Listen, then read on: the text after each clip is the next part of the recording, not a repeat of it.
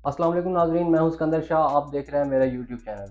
आज हमारे साथ सिद्दीक जान साहब मौजूद हैं। हम इनसे जानेंगे कि इन्होंने अपने सहाफ़ती करियर का आगाज़ कहाँ से किया और अपनी इब्तदाई तालीम कहाँ से हासिल की। जी, अस्सलाम वालेकुम सिद्दीक भाई, कैसे हैं आप? वालेकुम अस्सलाम जी, अल्हम्दुलिल्लाह। सिद्दीक भाई, आपने अपनी इब्तदाई तालीम कहाँ से हासिल की? यार मैं शुरू में पढ़ता रहा बखर और फिर दरमियान में वालिद साहब का क्योंकि ट्रांसफ़र हो गया था बखर से सरगोदा। तो फिर हम उस दौरान मेरा ननिहाल है चौक-आज़म लिया। तो वहाँ पे चले गए और 7th क्लास वहाँ से पढ़ा, फिर दोबारा बखर आ गए और मैट्रिक बखर से की। एफएससी मिसाली ज़किया बहावलपुर से की और सॉरी मिसाली ज़किया मुज़फ़्फ़रगढ़ से की और फिर उसके बाद गवर्नमेंट यूनिवर्सिटी और उसके बाद कुछ अर्सा बहावलपुर भी रहा हूँ और बहावलपुर के बाद फिर यानी मैं आया लाहौर लाहौर एक जॉब की और वहाँ से फिर इस्लामाबाद 92 में 2015 में। ठीक है।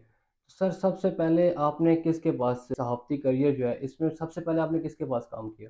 देखिए मैंने ज़ाहिर है पहले तो लोकल अखबार में काम करता रहा बखर। दावर अखबार था, फिर थर्ड टाइम्स था, गुलाम मुर्तज़ा सादिक साहब और उनके पास।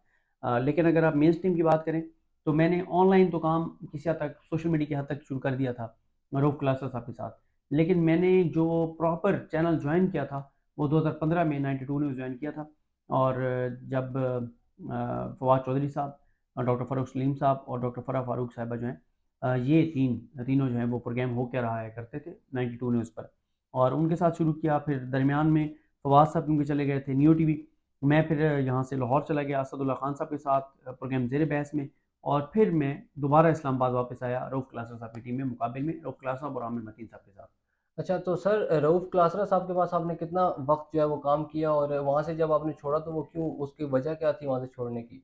मैंने 3 साल तकरीबन क्लास साहब के साथ काम किया है और सोशल मीडिया कोऑर्डिनेशन उसके बाद रिसर्च रिपोर्टिंग ये की क्लास साहब के साथ और जो छोड़ने की वजह थी वो ज़ाती वजूहात थी जिस वजह से मैंने उनको छोड़ा। अच्छा। और सर आपने यूट्यूब चैनल के ऊपर भी काफ़ी मेहनत की और काफ़ी ज़्यादा नाम बनाया। तो सर यूट्यूब चैनल कब शुरू किया और मतलब आपने कब महसूस किया कि अब मुझे यूट्यूब चैनल के ऊपर आना चाहिए? अच्छा, मैंने 2019 में जो है वो यूट्यूब का आगाज़ किया था और वो भी वजह ये बनी थी 2018-2019 में क्योंकि मैं मेन स्ट्रीम मीडिया छोड़ चुका था, लेकिन मैं रोज़ाना सुप्रीम कोर्ट जाता था, अदालती केसेज़ होते थे, इन्फॉर्मेशन होती थी, तो वो इन्फॉर्मेशन आपने कहीं न कहीं तो शेयर करनी होती है, आपने रिपोर्ट करनी होती है। तो फिर मुझे एक दोस्त ने हमारे मलिक अहमद हसन साहब, उन्होंने मुझे कहा कि आपको यूट्यूब शुरू करना चाहिए, तो उनके आइडिया पे मैंने यूट्यूब शुरू किया।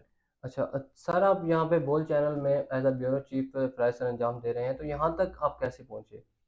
अच्छा देखिए मैं तो सच्ची बात ये है कि अपने आप को एक रिपोर्टर के तौर पर ही रखना चाहता था, काम करना चाहता था और जब मुझे 2022 में ही 2022 में ही मुझे यानी आज से कोई कुछ 6 माह पहले जब कहा गया कि आप बोल में आ जाएँ, तो मैंने उस वक़्त ये कहा था कि जी मैं आना चाहता हूँ लेकिन मैं एज़ ए स्पेशल कॉरेस्पॉन्डेंट जैसे पहले था, पहले भी 1 साल रहा हूँ बोल में। उस वक़्त एज़ ए स्पेशल कॉरेस्पॉन्डेंट मैं डॉक्टर फ़िज़ा अकबर साहब के प्रोग्राम में आता था। मैंने कहा मैं उसी तरह से दोबारा जॉइन करना चाहता हूँ। जी। लेकिन शुएब साहब की मेहरबानी है, शफ़क़त है, उन्होंने एतमाद किया शुएब शेख साहब ने और उन्होंने मुझे कहा कि नहीं आप एज़ ए ब्यूरो चीफ़ जो है वो ज़िम्मेदारियाँ सँभालें और काम करें। मैंने उन्हें बताया कि मेरा क्योंकि न्यूज़ में काम करने का उस तरह से एक्सपीरियंस नहीं है, मैं रिपोर्टिंग करता लेकिन प्रोग्राम के लिए और ये एक बड़ी ज़िम्मेदारी है और शायद मैं ना कर पाऊँ, उसका हक अदा ना कर सकूँ। लेकिन उसके बाद जो सपोर्ट रही बोल की, इंतज़ामिया की यानी शुएब शेख साहब से लेकर नबील साहब, शाहज़ेब रोहेला साहब उसके अलावा समी हुसैन साहब, मासूम रिज़वी साहब, फिर समी इब्राहीम साहब तो सबकी जो सपोर्ट रही कोऑपरेशन रहा, उसकी वजह से फिर ये है कि अल्हम्दुलिल्लाह चीज़ें जिस हद तक मैं कर सकता था, मैंने अपनी कैपेसिटी में रहते हुए वो किया और फिर साथ ही क्योंकि जब आपकी टीम अच्छी बन जाती है, आपके साथ दोस्त अच्छे आ जाते हैं, यहाँ पे आप देखें कि अली शेर साहब प्रैक्टिकली ब्यूरो चीज़ें जी, वही देख रहे हैं। अली शेर साहब क्योंकि वो एक सहाफ़त में बड़ा नाम है, एमबी सोमरो बिल्कुल। साहब सहाफ़त में बड़ा नाम है। तो बहुत सारी चीज़ें जो मेरे क्रेडिट पे आ रही होती हैं उसके वो असल में एमबी सोमरो साहब और अली शेर साहब कर रहे होते हैं। बिल्कुल। तो सर आपने इतना नाम बनाया है सहाफ़त में, तो यहाँ तक आने के लिए किन मुश्किलात का आपको सामना करना पड़ा? और जो आने वाले स्टूडेंट्स हैं उनके लिए क्या मैसेज देंगे कि वो उनको किन-किन मराहिल से गुज़रना पड़ेगा? देखिए, मैं ये समझता हूँ कि कोई इतनी ज़्यादा मुश्किलात नहीं होती। आप बस मेहनत करते रहें 14, 15, 16 घंटे काम करें, तो कोई मसला नहीं होता। ये ऐसे ही हम बस बहुत ज़्यादा ये हुआ, वो हाँ, मुश्किलात से मुराद ये है कि वो जब स्ट्रगलिंग फ़ेज़ में होते हैं वो बिल्कुल आप उसमें मुश्किलात हो रही होती हैं। जैसे अब यहाँ आके मैं इस्लामाबाद आ रहा, एक कमरे में 5 लोग रह रहे हैं, वो मुश्किलात तो ज़ाहिर है वो हर एक की ज़िंदगी में होती हैं, स्ट्रगलिंग फ़ेज़ में होती हैं। लेकिन ये वैसे लोग कहते हैं जी मेरा रास्ता रोकने की कोशिश की गई, मेरा ये किया गया। वो आती हैं दरमियान में चीज़ें, लेकिन वो इतना ज़्यादा मसला नहीं होता अगर आप एक चीज़ के ऊपर रहें, फ़ोकस रहे आपका कि आपने मेहनत करनी है। देखिए, अब मैं समझता हूँ मीडिया में अगर किसी ने आना है तो वो 15-16 घंटे काम कर सकता है तो वो आए। जो 15-16 घंटे काम नहीं कर सकता वो ना आए।